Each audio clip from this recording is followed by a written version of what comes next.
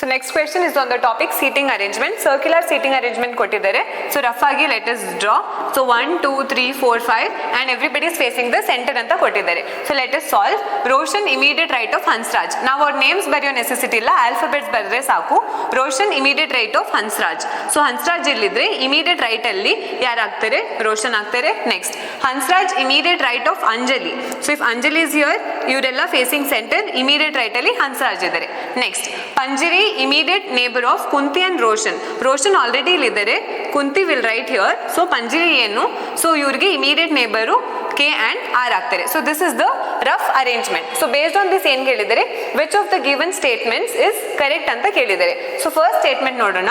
Anjali immediate neighbour of K and H. So Anjali ಏನು? Immediate neighbour of K and H both. So ಈ statement correct ಆಗ್ತಿದೆ. Let us cross check the other statements. K immediate neighbour of A and R.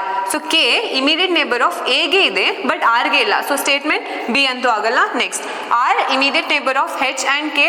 R immediate neighbour ಆಗಬೇಕು H ಮತ್ತೆ ಕೆಗೆ. ಹೆಚ್ ಇದ್ದಾರೆ but K ಇಲ್ಲ, so ಇದು ಆಗಲ್ಲ. Next P immediate neighbour of H and A. P immediate neighbour ಯಾರಿಗ ಆಗಬೇಕು? ಹೆಚ್ಗೆ ಮತ್ತೆ ಎಗೆ ಆಗಬೇಕು, but these two are far. So obviously option A will be our correct answer.